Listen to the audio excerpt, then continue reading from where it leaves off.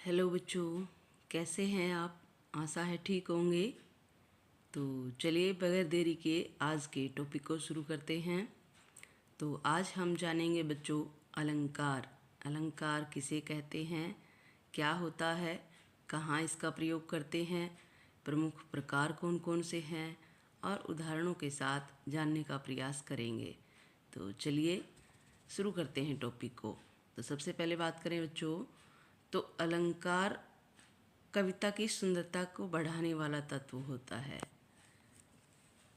अलंकार कविता की सुंदरता को बढ़ाता है, ये उसका बाह्य तत्व होता है। जैसे कविता में रस होते हैं, छंद होते हैं, उसी प्रकार से कविता में अलंकार होते हैं। ये केवल कविता में ही होते हैं, हिंदी साहित्य की अन्य कोई विधा में नहीं होते। हिंदी साहित्य की अन्य कौन सी विधाएं होती हैं? कहानी, नाटक, उपन्यास, रिपोर्टाज, निबंध, आलोचना, यात्रा वृत्तांत, उनमें किसी में भी नहीं होते हैं। अलंकार केवल और केवल कविता में ही होते हैं। ठीक है, तो ये ध्यान रखना है, अलंकारों का प्रयोग कविता में ही किया जाता है। कविता की सुंदरता को बढ़ाने वाला तत्व होता है। और प्राचीन काल में जो संस्कृत के आचार्य हुए हैं बच्चों, उन्होंने अलंकार को कविता का प्रमुख तत्व माना है और कहा है कि इसका प्रयोग कविता में ज़रूर करना चाहिए, और अगर नहीं करेंगे तो वो कविता हमारी आनंददायक नहीं होगी। तो कौन कौन से कवि हुए हैं? वो आचार्य हुए हैं। आचार्य भामह, दंडी, वामन, मम्मट, ये सभी अलंकारवादी आचार्य हुए हैं। रीतिकाल में भी हुए हैं, जैसे केशवदास जी हैं, उन्होंने भी। उसके बाद बात करते हैं बच्चों इसके प्रकारों की। तो इसके मुख्य रूप से दो प्रकार होते हैं। अगर पेपर में आए कि मुख्य रूप से कितने प्रकार हैं, तो दो ही करेंगे आप। कौन कौन से?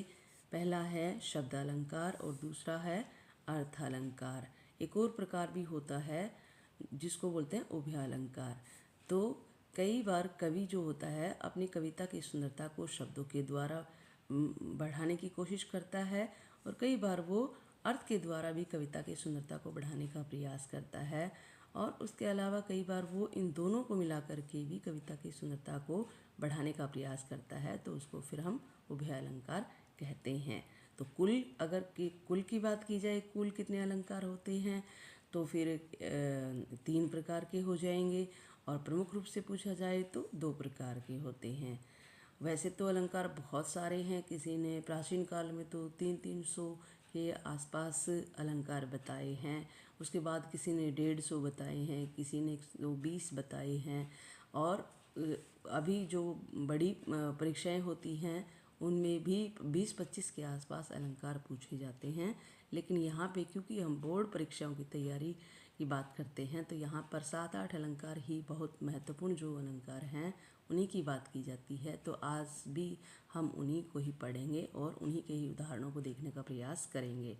तो अलंकारों के अंतर्गत जो पहला प्रकार है शब्दालंकार, शब्दों के द्वारा कविता की जब सुंदरता कवि बढ़ाता है तो उसको शब्दालंकार कहते हैं। और इसमें कौन कौन से अलंकार आते हैं? जैसे अनुप्रास है, क्लेश है और पुनरुक्ति प्रकाश अलंकार है। और भी हैं, जैसे वक्रोक्ति है। तो क्योंकि हमारे सिलेबस में नहीं है वो, तो इसलिए मैंने यहाँ पर नहीं लिखा है।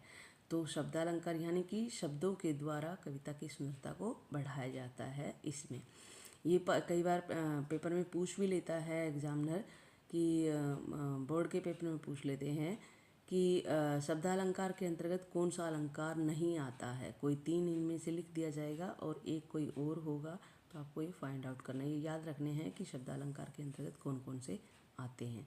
ठीक इसी प्रकार से अर्थालंकार में कौन कौन से अलंकार आते हैं? उपमालंकार है, रूपक अलंकार है, उत्प्रेक्षालंकार है और मानवीकरण अलंकार है। ये 4 प्रकार हैं, अर्थालंकार के अंतर्गत आते हैं। अब एक एक करके हम इनको समझने का प्रयास करते हैं कि इनके द्वारा कवि अपनी कविता की सुंदरता को कैसे बढ़ाते हैं। तो सबसे पहले बात करें अनुप्रास अलंकार की। अनु का मतलब बार बार, प्रास मतलब वर्ण। जब कोई वर्ण बार बार आता है किसी कविता में, जब कोई कवि अपनी कविता में वर्णों का प्रयोग इतने सुंदर ढंग से करता है कि कोई वर्ण को बार बार वो रिपीट करता है, जिससे सुंदरता आ जाती है, तो वहाँ पर अनुप्रास अलंकार होता है। जैसे अगर उदाहरण की बात करूं तो आएगा चारु चंद्र की चंचल किरणें चमक रही हैं जल थल में। तो यहाँ पर च जो वर्ण है बार बार आ रहा है, और इस च वर्ण के बार बार आने से वर्णों की आवृत्ति से कविता में एक सुंदरता आ जाती है। तो वहाँ पर अनुप्रास अलंकार होता है।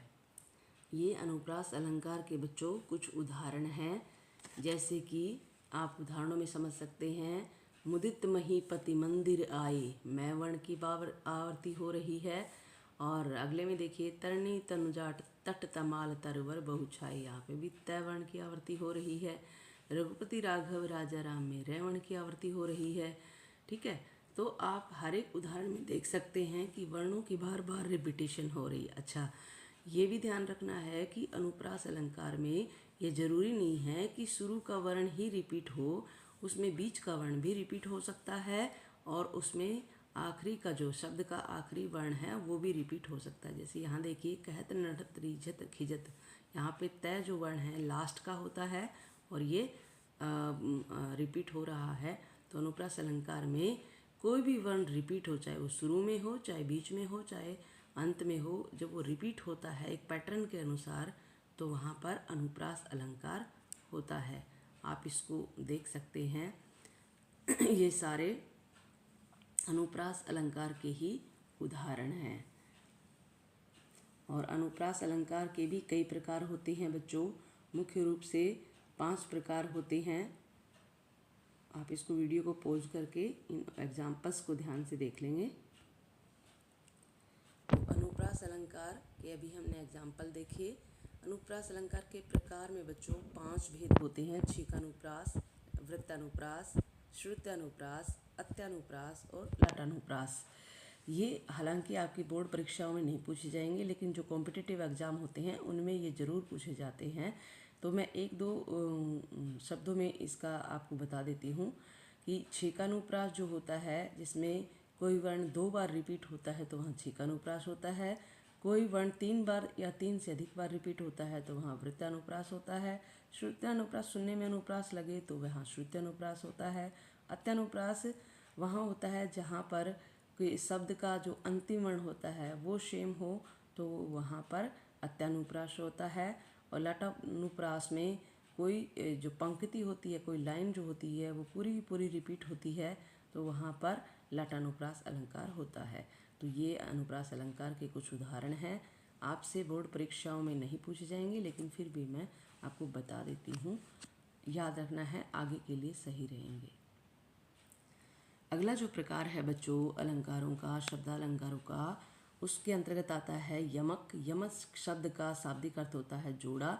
जब कोई शब्द कविता में कवि 2 बार रिपीट करवाए, यानी कि कविता में जहाँ पर कोई शब्द 2 बार आए और दोनों बार उसका अलग अलग अर्थ निकले, तो वहाँ पर कौन सा अलंकार होता है? वहाँ पे यमक अलंकार होता है। जैसे एग्जाम्पल की बात करूँ तो काली घटा का घमंड घटा, तो यहाँ पर घटा शब्द 2 बार आया है, दोनों बार इसका अलग अलग अर्थ है। पहली घटा का अर्थ होता है बादल, दूसरी घटा का अर्थ होता है कम होना, यानी बादलों का घमंड कम हो गया, बरस करके कम हो गया है। तो यहाँ पे कौन सा अलंकार है? यमक अलंकार है। ये कुछ एग्जाम्पल हैं यमक अलंकार के। जैसे मैंने आपको पहला बताया, काली घटा का घमंड घटा। उसके बाद सजना है मुझे सजना के लिए, तो यहाँ पर सजना जो शब्द है 2 बार आया है। पहले सजना का मतलब होता है मुझे श्रृंगार करना है, सजना संवरना है, और दूसरा सजना का मतलब पति का होता है। तो मैंने क्या बताया है कि यमक अलंकार में कोई शब्द 2 बार आए और दोनों बार उसका अर्थ अलग अलग हो, तो वहाँ पर यमक अलंकार होता है। अगला देखिए, कनक कनकते सो गुणी मादकता अधिकाय, वो खाए बुराए जग वा पाए बुराए।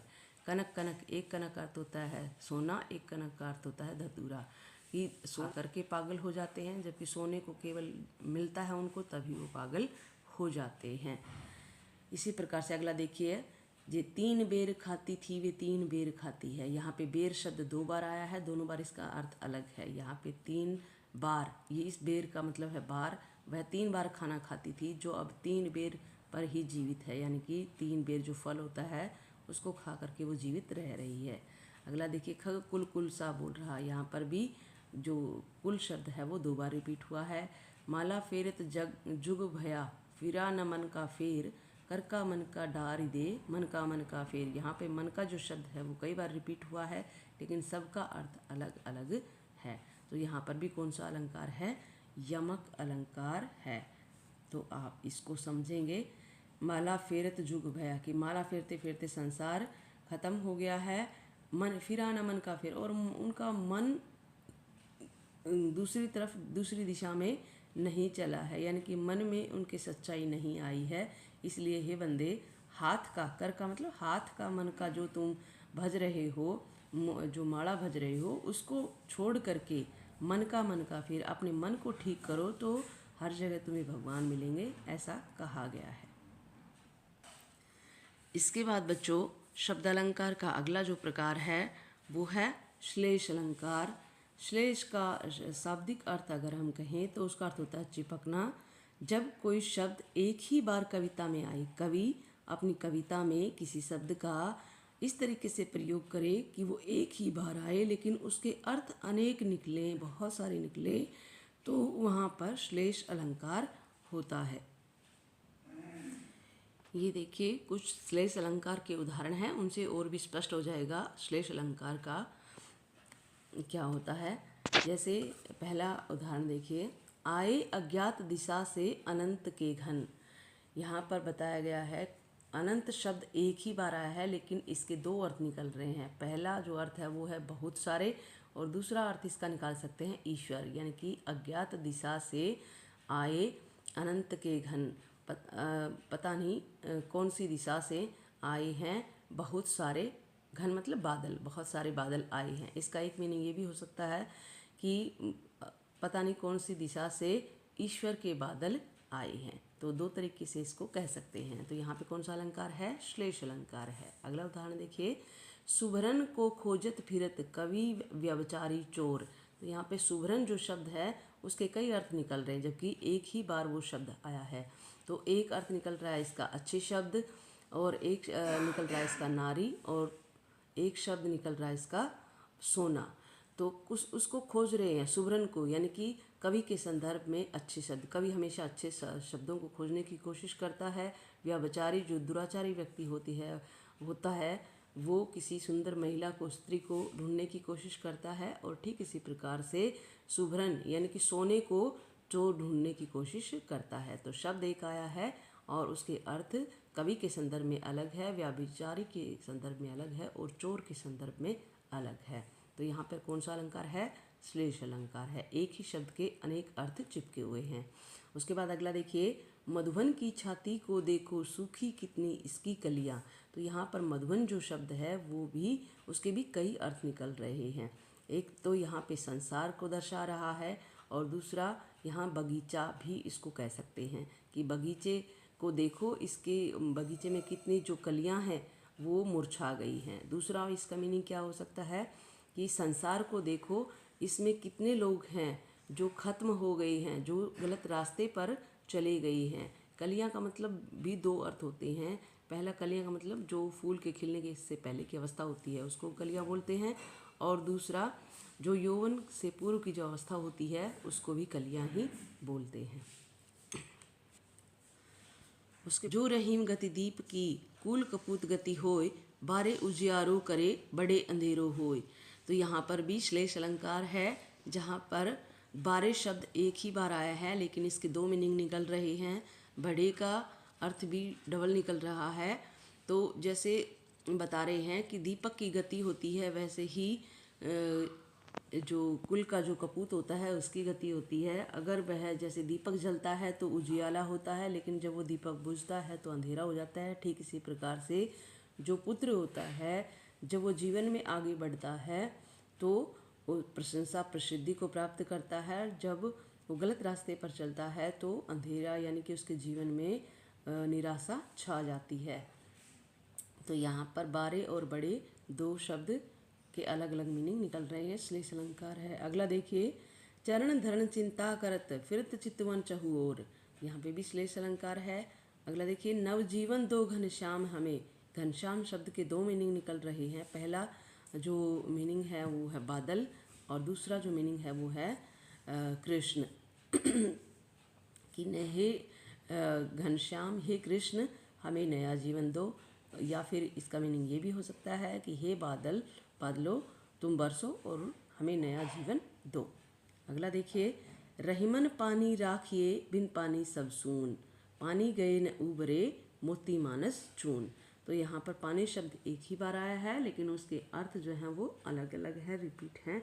कि पानी के बगैर मोती में चमक नहीं आती, पानी के बगैर मनुष्य जीवित नहीं रह सकता, और पानी के बगैर हम आटे से रोटी भी नहीं बना सकते हैं। तो यहाँ पर भी कौन सा अलंकार है? ये श्लेष अलंकार है। तो ये सारे श्लेष अलंकार के एग्जाम्पल हैं, आप पॉज करके इसको देख लेंगे। उसके बाद बच्चों है पुनरुक्ति प्रकाश अलंकार। पुनरुक्ति प्रकाश अलंकार क्या होता है? पुनः मतलब दोबारा, उक्ति मतलब कथन। जब कोई शब्द कविता में दो बार या उससे अधिक बार रिपीट होता है, लेकिन उसका अर्थ सेम होता है, तो वहाँ पे कौन सा अलंकार है? वहाँ पे पुनरुक्ति प्रकाश अलंकार होता है। जैसे बार बार गर्जन वर्षण है मूषलधार।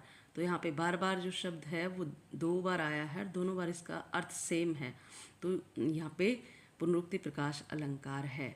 बच्चों ये ध्यान रखना है, यमक अलंकार में और पुनरुक्ति प्रकाश अलंकार में मेन डिफरेंस क्या है कि पुनरुक्ति प्रकाश अलंकार में शब्द का सेम अर्थ होता है, चाहे वो 2 बार रिपीट हो चाहे 3 बार रिपीट हो। और यमक अलंकार में कोई शब्द रिपीट तो होता है, लेकिन उसका अर्थ अलग अलग होता है। तो ये दोनों में बेसिक डिफरेंस यमक और पुनरुक्ति प्रकाश अलंकार में होता है। उदाहरण देखिए पुनरुक्ति प्रकाश अलंकार के, बार बार गर्जन वर्षण है मूसलधार। और दूसरा एग्जाम्पल है धीरे धीरे रे मना धीरे सब कुछ होए। तो यहाँ पे धीरे धीरे जो शब्द है वो 2 बार रिपीट हो रहा है, दोनों बार सेम अर्थ है। यहाँ पे बार बार जो शब्द है वो भी रिपीट हो रहा है, दोनों में सेम अर्थ है। तो जहाँ पे सेम अर्थ होता है वहाँ पर पुनरुक्ति प्रकाश अलंकार होता है। इसके बाद बात करें बच्चों अर्थ अलंकारों की, तो जब कवि अर्थ के आधार पे अपनी कविता की सुंदरता को बढ़ाने का प्रयास करता है, तो वहाँ पे वो अर्थ अलंकार का प्रयोग करता है। और उसमें मुख्य रूप से कौन से अलंकार होते हैं? उपमा, रूपक, उत्प्रेक्षा और मानवीकरण। तो सबसे पहले बात करें अर्थ अलंकारों के अंतर्गत उपमा अलंकार की। तो उपमा जहाँ पर किन्हीं 2 वस्तुओं या किन्हीं 2 व्यक्तियों, एक सामान्य वस्तु या व्यक्ति की तुलना जब किसी प्रसिद्ध व्यक्ति या वस्तु से की जाती है, समानता दर्शाई जाती है उसके गुण धर्म के कारण, रूप रंग के कारण या किसी अन्य के कारण, जब किन्हीं 2 चीज़ों में समानता दर्शाई जाती है, तो वहाँ पर उपमा अलंकार होता है। इसके 4 अंग होते हैं, 4 पार्ट्स होते हैं उपमा अलंकार के बच्चों। उपमेय, उपमान, गुणधर्म और वाचक शब्द। अर्थात जिस वस्तु या व्यक्ति की तुलना की जाती है, समानता दर्शाई जाती है, उसको उपमेय कहा जाता है। जिस प्रसिद्ध व्यक्ति या वस्तु से की जाती है उसको उपमान कहा जाता है। और किस आधार पे उसकी समानता दर्शाई जाती है उसको गुणधर्म कहा जाता है। और सा सी से सम शब्द जब आते हैं तो वहाँ वाचक शब्द उनको कहा जाता है। तो जैसे चंद्र सा सुंदर मुख, तो चंद्र सा सुंदर मुख में यहाँ पर मुख की समानता दर्शाई गई है चंद्रमा से। तो चंद्रमा एक प्रसिद्ध वस्तु है और मुख एक सामान्य व्यक्ति का मुख होता है। तो मुख, चंद्र सा सुंदर मुख, तो यहाँ पे मुख जो है वो उपमेय हो जाएगा, चंद्रमा उपमान हो जाएगा और सुंदर यहाँ पे गुणधर्म हो जाएगा। सा सी से सम यहाँ पे चंद्र सा सुंदर मुख, तो सा शब्द जो है वो वाचक शब्द हो जाएगा। तो यहाँ पे 4 इसके पार्ट्स हैं। अगर प्रकारों की बात करें उपमा अलंकार के आगे 2 भाग हैं, पूर्णोपमा और लुप्तोपमा। पूर्णोपमा में क्या होता है, जब इसके चारों ये अंग होते हैं किसी लाइन में तो उसको पूर्णोपमा कहा जाता है। और जब इन चारों अंगों में से कोई एक अंग या 2 अंग नहीं होते हैं तो उसको लुप्तोपमा अलंकार कहा जाता है, जो कि उपमा का ही एक प्रकार होता है। हालांकि बोर्ड परीक्षा में ये नहीं आता है, सिर्फ इतना ही आता है। उपमा अलंकार जैसे पूछ लिया जाएगा कि उपमा अलंकार किसे कहते हैं, उदाहरण सहित बताइए। ये ज़्यादा से ज़्यादा पूछ लेंगे 4 अंग हैं कौन कौन से हैं, या फिर कह देंगे उपमेय किसे कहते हैं, उपमान किसे कहते हैं। तो इस प्रकार से भी आपको याद होना चाहिए। कुछ उपमा अलंकार के एग्जाम्पल हैं बच्चों, जैसे कर कमल सा कोमल है। उसके जो कर हैं, यानी कर मतलब हाथ, उसके कमल के समान कोमल है। तो कमल एक प्रसिद्ध वस्तु हो गई, कर एक सामान्य हाथ हो गई।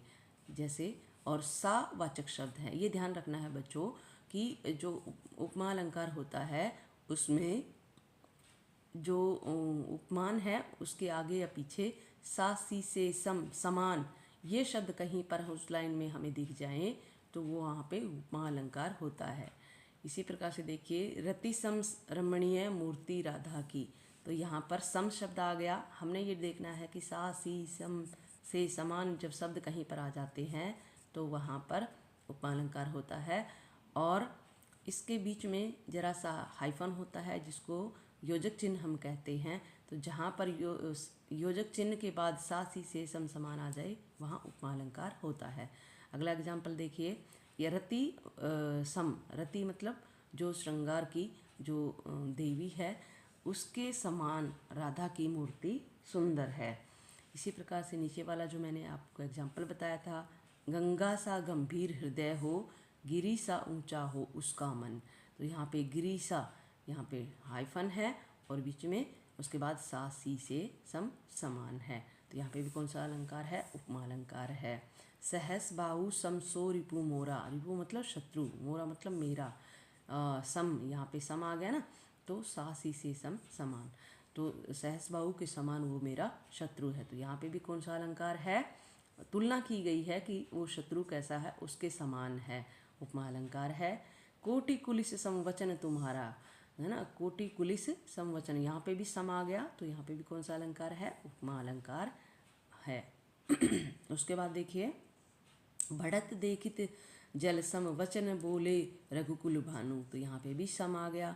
तो यहाँ पे भी कौन सा अलंकार है? जहाँ पर बच्चों सा सी सम से समान आ जाए तो वहाँ पर उपमा अलंकार होता है।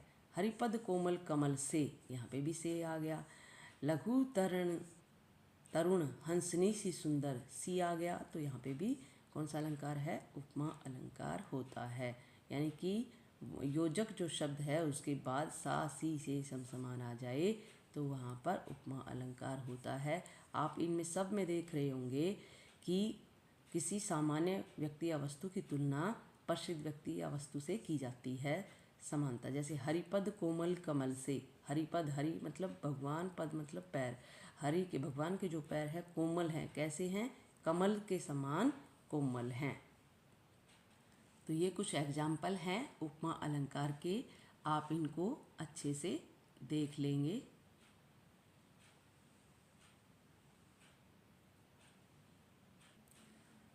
उसके बाद बच्चों है रूपक अलंकार, जहाँ पर किन्हीं दो वस्तुओं या दो व्यक्तियों को एक दूसरे का रूप दे दिया जाए, उनमें कोई भेद नहीं किया जाए तो वहाँ पर रूपक अलंकार होता है। अत्यधिक समानता के कारण जब एक वस्तु या व्यक्ति को दूसरे प्रसिद्ध व्यक्ति या वस्तु का रूप दे दिया जाता है तो वहाँ पर रूपक अलंकार है। जैसे मैया मैं तो चंद्र खिलौनों ले हो, यहाँ पे श्री कृष्ण जी अपनी माता यशोदा से कहते हैं कि मैया मैं तो चंद्रमा रूपी खिलौना ही लूँगा। तो यहाँ पर श्री कृष्ण ने खिलौने में और चंद्रमा में कोई अंतर नहीं किया, चंद्रमा को ही खिलौने का रूप दे दिया, तो वहाँ पर रूपक अलंकार है।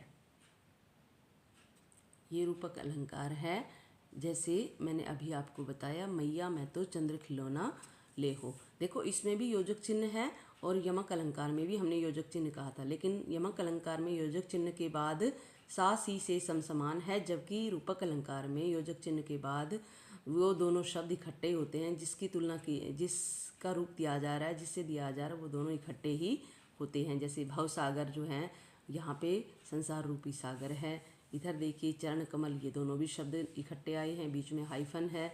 और इसके बाद राम रतन, राम रूपी रतन, यहाँ पे भी कौन सा अलंकार है? रूपक अलंकार ही है। चरण कमल है, ठीक है। तो क्या कहा गया है रूपक अलंकार में कि जब दो व्यक्तियों या दो वस्तुओं को एक दूसरे का रूप दे दिया जाए अत्यधिक समानता के कारण, तो वहाँ पर रूपक अलंकार होता है।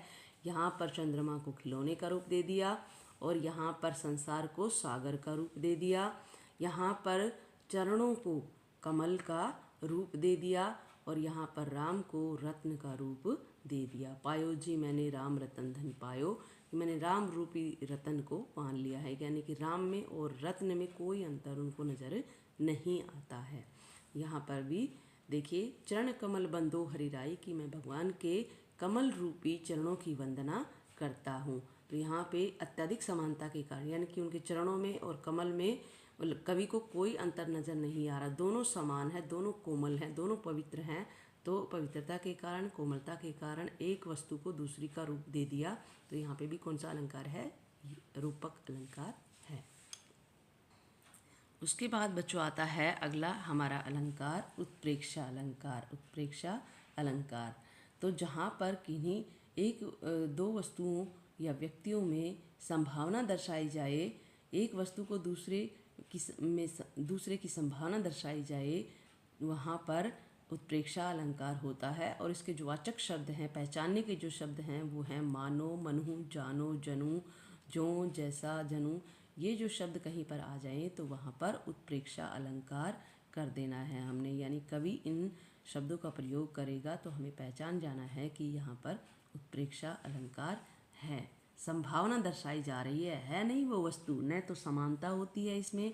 देखिए, रूपक अलंकार में उन दो वस्तुओं के एक वस्तु को दूसरे का रूप दे दिया जाता है, लेकिन उत्प्रेक्षा अलंकार में संभावना दर्शाई जाती है कि ऐसा है, ऐसा लग रहा है। माना, जैसे हम मैथ्स में करते हैं ना, माना एक्स की कीमत इतनी, एक्चुअल में होती नहीं है, हम उसको मान लेते हैं। ठीक ऐसे ही जैसे मानो ऐसा लग रहा है। उदाहरण से आपको और अच्छे समझ में आ जाएगा। तो उत्प्रेक्षा अलंकार के उदाहरण देखते हैं। सिर फट गया उसका वहीं, मानो अरुण रंग का घड़ा। तो यहाँ पे मानो शब्द आ गया तो हमने कर देना है उत्प्रेक्षा अलंकार। उसका सिर वहीं फट गया, ऐसे ही जैसे अरुण, अरुण मतलब लाल, लाल रंग का कोई घड़ा हो, उसका सिर वैसा ही वहाँ पर फट गया। इसी प्रकार से अगला देखिए, नेत्र मानो कमल है, कि यहाँ पे नेत्र हैं वो समान नहीं बताए गए हैं, सासी सी सम नहीं कहा गया है, या नेत्र कमल है ये नहीं कहा गया है। क्या कहा है? नेत्र मानो कमल है। नेत्र ऐसे लग रहे हैं मानो वो कमल हो, तो यहाँ पे मान लिया गया है। तो जहाँ पर मान लिया जाता है, संभावना दर्शाई जाती है, वहाँ पे कौन सा अलंकार होता है? उत्प्रेक्षा अलंकार होता है। इन सभी में आपको मानो, मनु, जानो, जनो कोई ना कोई ऐसा शब्द मिल जाएगा जिससे आप पीत पट श्याम सलोने घात, मनहु नीलमणि सेल पर आत्म प्रयोग प्रभात। यहाँ पर भी मनहु शब्द आ गया है। ठीक है, तो यहाँ पे भी उत्प्रेक्षा अलंकार है। फूले कास भई छाई, जनु रसा ऋतु प्रकट बुढ़ाई, कि फूल ऐसे खिल गए हैं, ऐसे कास के फूल खिल गए हैं जैसे जो रस की जो ऋतु है, यानी बसंत ऋतु है, वो बिल्कुल बढ़ गई हो। जनु, जनु आ गया है, तो यहाँ पे भी उत्प्रेक्षा अलंकार है। बहुत काली सिल जरा से लाल केसर से, कि जैसे धुल गई हो। काली सिल है वो लाल केसर से कि जैसे धुल गई है ना। तो जैसे शब्द आ गया तो यहाँ पे भी उत्प्रेक्षा अलंकार है। अगला देखिए, सुनत जोग लागत है ऐसो ज्यो करवी ककरी। तो सुनो, हे जो गोपियाँ हैं वो उद्धव को कह रही हैं कि हे उद्धव, यह जो योग का तुम संदेश लेकर के आए हो, ये हमें करवी ककरी के समान लग रहा है, जो है ना, जो। तो यहाँ पे भी कौन सा अलंकार है? उत्प्रेक्षा अलंकार है।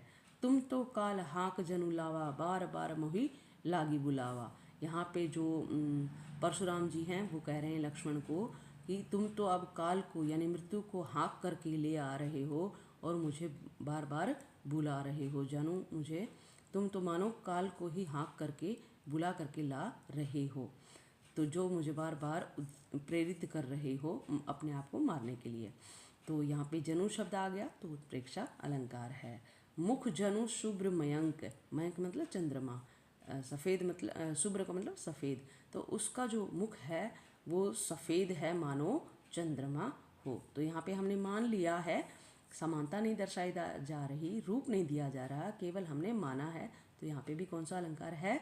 उत्प्रेक्षा अलंकार है। तो आप देख रहे हैं इन सभी पंक्तियों में हमें कोई न कोई ऐसा शब्द हमें मिल रहा है जिससे कि हम उसमें अंदाज़ा लगा लेते हैं कि यह कौन सा अलंकार है। ठीक है, तो जहाँ पर आपको ये शब्द दिख जाए वहाँ पर आंख बंद करके उत्प्रेक्षा अलंकार कर देना है। उसके बाद बच्चों हमारा अगला जो अलंकार है वो है मानवीकरण अलंकार। मानवीकरण अलंकार क्या होता है बच्चों? जब जड़ प्रकृति मनुष्य की तरह व्यवहार करते हुए दिखाई जाती है तो वहाँ पर कवि कौन से अलंकार का प्रयोग कर रहा है? मानवीकरण अलंकार का प्रयोग कर रहा है। जैसे हंसना, बोलना, चलना, मुस्कुराना, हाँ, खुश होना, दुखी होना, परेशान होना, है ना, ये सारे कार्य कौन करता है? मनुष्य करता है। और जब प्रकृति मतलब जो नेचुरल चीज़ें हैं जिनको मनुष्य ने बनाया नहीं है। अब बनाया किसको नहीं है? नदी को नहीं बनाया मनुष्य ने, पहाड़ को नहीं बनाया, है ना, बादलों को नहीं बनाया, और जितनी भी हमें दिखाई देती हैं वस्तुएं जो अपने आप प्रकृति में हमें दिख रही हैं, तो उनको क्या कहा जाता है? प्राकृतिक वस्तुएं कहा जाता है। और उन प्राकृतिक वस्तुओं को मनुष्य की तरह जब कभी व्यवहार करता हुआ दिखाता है तो वहाँ पर मानवीकरण अलंकार होता है। जैसे फूल खिले, फूल हंसे, कलियां मुस्काई, तो हंसता कौन है? मनुष्य। तो यहाँ पेड़ पौधों को मनुष्य की तरह हंसते हुए दिखाया गया है, और मुस्कुराना भी मनुष्य ही करता है। तो वहाँ पे जो कलियां हैं वो मुस्कुराते हुए दिख रही हैं, तो उनके ऊपर मनुष्य की तरह व्यवहार करने का आरोप लगाया गया है, यानी कि मानवीकरण किया गया है कवि के द्वारा। तो यहाँ पे मानवीकरण अलंकार है। जैसे उदाहरणों से आपको और समझ में आ जाएगा कि मेघ आए बड़े बंठन के सवर के। बंठन के सवर के कौन आता है? मनुष्य रहता है ना। तो यहाँ पे बादलों को, जो कि एक प्राकृतिक वस्तु है, उसको बंठन के सवर के आने की बात की गई है। तो यहाँ पे कौन सा अलंकार है? मानवीकरण अलंकार। जो मेघ आए बड़े बंठन के सवर के, है ना, ये पूरी कविता मानवीकरण अलंकार का बहुत सुंदर उदाहरण है, जो आपने पिछली कक्षा में पढ़ा था।